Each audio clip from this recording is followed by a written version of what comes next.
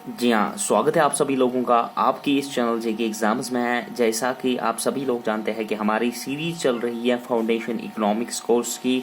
उसमें lecture number 2 तक हमने कंप्लीट किया था। लेक्चर नंबर 3 में मैं आपकी मतलब जिसको बेसिक फाउंडेशन कहते हैं ना इकोनॉमिक्स की, वो डेवलप करना चाहता हूँ इस वीडियो लेक्चर के सीरीज से।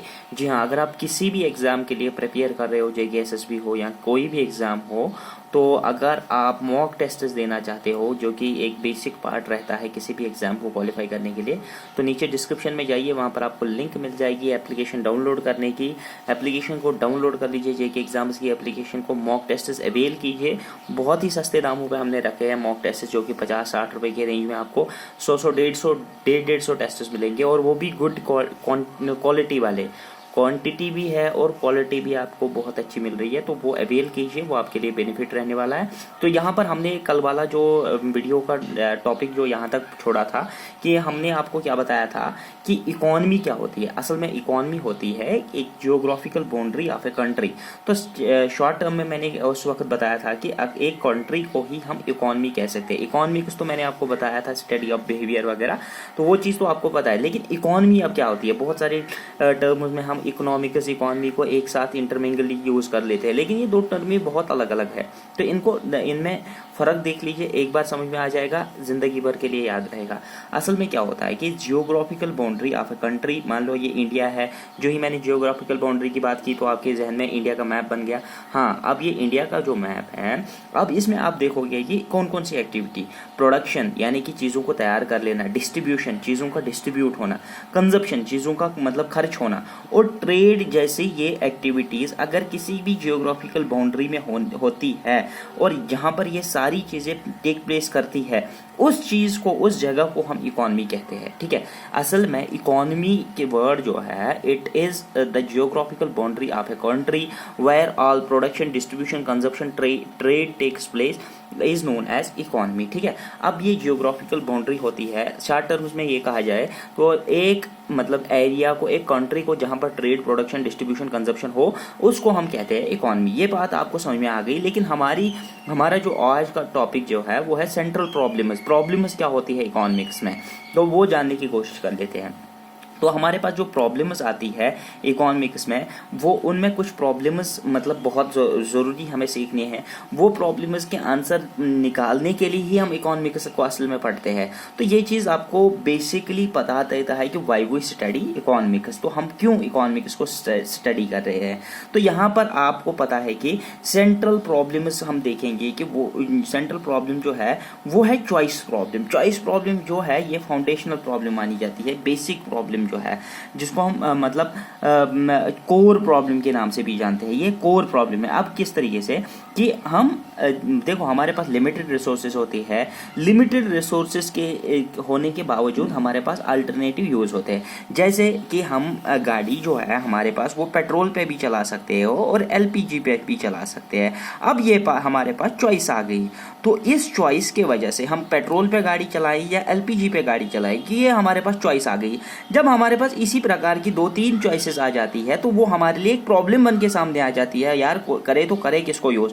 तो दैट वेरी प्रॉब्लम, जहाँ पर हमें अधिक चॉइसेस मिले, जहाँ पर हमें अल्टरनेटिव यूजेस मिले, और वहाँ पर हमारे पास प्रॉब्लम आ जाए कि कौन सा रिसोर्स हम यूज़ करें, और उसको हम कहते हैं चॉइस प्रॉब्लम। अब यहाँ पर आपको समझने की बात ये, यहाँ पर समझने की बात, कभी कभी क्वेश्चन पूछा जाता है डायरेक्टली, वैसे तो इस पर क्वेश्चन आने के चांसेस नहीं है कॉम्पिटिटिव एग्जाम में, लेकिन आपको पता होनी ज़रूरी है, क्योंकि इसके बाद जो है वो ये बेसिक है, इसके बाद आपको मतलब थोड़ा सा हायर लेवल पे ले जाऊंगा। तो चॉइस प्रॉब्लम जो है, चॉइस प्रॉब्लम से ही मतलब हम डिफाइन करते हैं दूसरे प्रॉब्लम। तो कोर प्रॉब्लम क्या है हमारे पास, कोर प्रॉब्लम जो है चॉइस प्रॉब्लम है।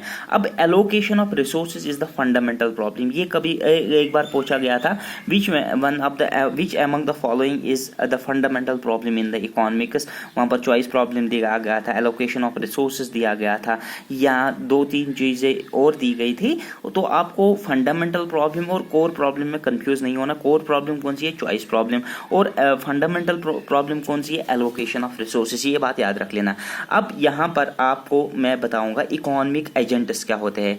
एक इकोनॉमी में मतलब जो हमने बताया कि एक कंट्री में एजेंट्स कौन कौन से होते हैं इकोनॉमिक्स के, होंगे। तो यहाँ पर कंज्यूमर्स होते हैं, प्रोड्यूसर्स होते हैं और गवर्नमेंट होते हैं। प्रोड्यूसर्स कौन होते हैं? जो कि कोई किसी भी प्रोडक्शन में हिस्सा ले। प्रोडक्शन में आपको बता दूंगा आगे जाके। तो यहाँ पर कंज्यूमर्स कौन से होते हैं? कंज्यूम जो करे, किसी भी प्रोडक्ट को यूज जो करे, उनको कंज्यूमर्स कहा जाता है। और गवर्नमेंट क्या करता है? गवर्नमेंट इन दोनों के बीच में एक लिंक रहती है, सेंट्रलाइज्ड पावर रहता है, जो कि पूरी तरीके से इन दोनों को साथ मिला के चलाता है। तो इस तरीके से आपको तीनों एजेंट्स पता होनी चाहिए कि कंज्यूमर्स, प्रोड्यूसर्स और गवर्नमेंट्स, ये एजेंट्स ऑफ इकोनॉमी कहलाते हैं। अब आपको समझना, यहाँ पर आपको समझना है कि टॉप 3 प्रॉब्लम्स जो है इकोनॉमिक्स में वो कौन कौन सी है। ये चीज़ मुझे आपको असल में बताना था, इसके लिए मैंने वो सारा फंडा आपको बेसिकली बताया। देखो, आप इकोनॉमिक्स जब आप स्टडी करते हो या पढ़ते हो या किसी भी मतलब रियल लाइफ एक्टिविटी में इकोनॉमिक्स के रिलेटेड बात होती है, तो इन 3 चीज़ों की, इन 3 प्रॉब्लम्स की बात ज़रूर होती है। आप मतलब देखो, व्हाट टू प्रोड्यूस, हमें क्या प्रोड्यूस करना चाहिए और किस क्वांटिटी में, what to produce and in what quantity, ये नंबर 1 प्रॉब्लम है। दूसरी जो प्रॉब्लम है, हाउ टू प्रोड्यूस, किस तरीके से प्रोड्यूस किया जाए। और तीसरी जो प्रॉब्लम है, फॉर होम टू प्रोड्यूस। देखो, आप यहाँ पर व्हाट टू प्रोड्यूस जो आप बनाओगे, तो यहाँ पर भी आपको चॉइस की अधिक चॉइसें मिलेंगी। तो चॉइस प्रॉब्लम यहाँ पर कोर प्रॉब्लम रहती है। तो यहाँ पर आपको इन विच व्हाट क्वांटिटी, किस क्वांटिटी में बनाओगे, आप 10 बनाओगे, 20 बनाओगे, आपके पास डिफरेंट चॉइसेस रहती है। तो मेन कोर प्रॉब्लम कौन सी है? चॉइस प्रॉब्लम ही है। What to produce and in what quantity to produce, इसमें भी चॉइस प्रॉब्लम ही है। हाउ टू प्रोड्यूस, इसमें भी आपको चॉइस प्रॉब्लम रहती है, चाहे कि आप मशीनों से बनाओगे, हाथ से बनाओगे या किसी और तरीके से बनाओगे, मैन मेड होगा, आर्टिफिशियल होगा, क्या होगा क्या नहीं होगा। तो हाउ टू प्रोड्यूस भी एक चॉइस प्रॉब्लम ही रहती है। और तीसरी जो इसमें फंडामेंटल ये जो प्रॉब्लम आती है, फॉर होम टू प्रोड्यूस, किसके लिए बनाओगे, आप लोगों के लिए बनाओगे, आप मशीन्स के लिए बनाओगे, या आप छोटे बच्चों के लिए बनाओगे, बड़ों के लिए बनाओगे, जो भी आप प्रोडक्शन करोगे वो आप किसके लिए मतलब बनाओगे। तो ये 3 प्रॉब्लम्स असल में आपको याद रखनी है। इसके अलावा आपको फंडामेंटल प्रॉब्लम याद रखनी है, कोर प्रॉब्लम याद रखनी है। फंडामेंटल प्रॉब्लम क्या है? Allocation of resource. Core problem क्या है? Choice problem. और 3 प्रॉब्लम्स जो इकोनॉमिक्स में आती है, what to produce and in what quantity to produce, how to produce and for whom to produce. तो ये 3 प्रॉब्लम्स आपको याद रखनी है। Problems related, central problems of economics, economy जो है उसके टॉपिक के रिलेटेड। और आपको इकोनॉमी भी वर्ड समझ में आना चाहिए कि इकोनॉमी कहाँ पर यूज करें और इकोनॉमिक्स कहाँ पर यूज करें। अब हमारे पास जब हमने इकोनॉमी देखी, तो इकोनॉमी डिफरेंट तरीके टाइप्स होते हैं। तो यहाँ पर the way square resources get distributed with in an economy, with in an economy means with in an country, determines the type of the economic system. मतलब अब हमें देखना है कि किस कंट्री में कौन से टाइप का इकोनॉमिक सिस्टम है। इंडिया में किस तरीके से है, यूएसए में किस तरीके से, चाइना में किस तरीके से, पाकिस्तान में किस तरीके से है, किस तरीके से डिस्ट्रीब्यूशन होती है। यानी कि हमें देखना है कि कौन से पैटर्न से डिस्ट्रीब्यूशन ऑफ रिसोर्सेज होते हैं। तो हमें इसमें है ट्रेडिशनल इकोनॉमी है, कमांड इकोनॉमी जिसका दूसरा नाम है सोशलिस्टिक इकोनॉमी या सोशलिज्म इकोनॉमी भी कह सकते हैं, मार्केट इकोनॉमी आती है जिसको कैपिटलिस्टिक इकोनॉमी भी कहते हैं, और इसके अलावा मिक्सड इकोनॉमी भी है जो कि मतलब बाद में बता दूंगा कि किस कंट्री में किस तरीके से है। लेकिन यहाँ पर आप ध्यान दीजिए कि हमारे पास 4 टाइप्स की बेसिकली इकोनॉमी होती है। एक तो ट्रेडिशनल, जो कि ट्रेडिशनल अप्रोच से चलती है, दूसरा कमांड इकोनॉमी, मार्केट इकोनॉमी और मिक्सड इकोनॉमी। अब एक एक करके इन सारी इकोनॉमीज को समझने की कोशिश करते हैं। वीडियो थोड़ा लंबा हो रहा है, आपको बोर होने की ज़रूरत नहीं है। अगर आप सीखने के लिए आए हो तो आप पूरा टाइम इस पे दोगे। तो यहाँ पर ट्रेडिशनल इकोनॉमी क्या होती है, अब ट्रेडिशनल इकोनॉमी पे बात करते हैं। ट्रेडिशनल इकोनॉमी वो इकोनॉमी होती है जिसमें हम ट्रेडिशनल या अप्रोच को यूज़ करते हैं, मतलब वही जिसे पिटे पुराने तरीके, एंशिएंट रूल्स या ट्रेडिशनल अप्रोच कह सकते हो। ये दोनों बातें एक ही है, one and the same thing. तो इसमें जो ज़रूरी बात है आपको वो यहाँ पर आपको याद रखनी है, द फोकस, इसमें the focus in the traditional economy is only on the goods and services. तो इसमें हम किस चीज़ पे फोकस करते हैं? गुड्स एंड सर्विसेज पे फोकस करते हैं, और वो भी किन गुड्स एंड सर्विसेज पे? That matches their customs, beliefs और हिस्ट्री। जो कि कस्टम्स, जो कि लोगों से जुड़े कस्टम्स, बिलीफ्स और हिस्ट्री जो होती है, लोगों के इतिहास, लोगों के मतलब बिलीफ्स, लोगों के कस्टम्स से जुड़े गुड्स और सर्विसेज जो होते हैं, उन्हीं गुड्स एंड सर्विसेज को हम प्रोड्यूस करते हैं। तो इस वाली इकोनॉमी को क्या कहते हैं? Traditional economy. अगर हम प्राइमरीली बात करेंगे तो एग्रीकल्चर जैसी एक्टिविटी इसी टाइप ऑफ इकोनॉमी इकॉनमी में होती है। कैटल हर्डिंग जैसी एक एक्टिविटी यानी कि पशुपालन को पालना, तो फिशिंग जैसी एक्टिविटी को हम ट्रेडिशनल इकॉनमी के अंडर मतलब ये कर सकते हैं, इंक्लूड कर सकते हैं। लेकिन अगर यही सारी चीज़ें मॉडर्न अप्रोच से की जाए तो तब ये ट्रेडिशनल इकॉनमी नहीं रहती है, तो ये सब उस वक्त चेंज हो जाती है, इवॉल्व हो जाती है, क्योंकि change is the law of nature. तो change is the law of nature, ये याद रख लेना, बहुत सारी जगह पे आपको काम आने वाला है। तो यहाँ पर मैंने आपको बेसिकली बताया। तो स्पेशली अगर मैं आपको बता दूंगा, ये ट्रेडिशनल इकॉनमी जो है वो स्पेशली बार्टर सिस्टम पे चलती है। बार्टर सिस्टम के बारे में मैंने आपको वीडियो नंबर मोस्ट प्रोबेबली 2 में बताया था कि अगर आप मुझे बताओगे कि बार्टर सिस्टम, मैंने बताया था कि चीज़ों का एक्सचेंज होना।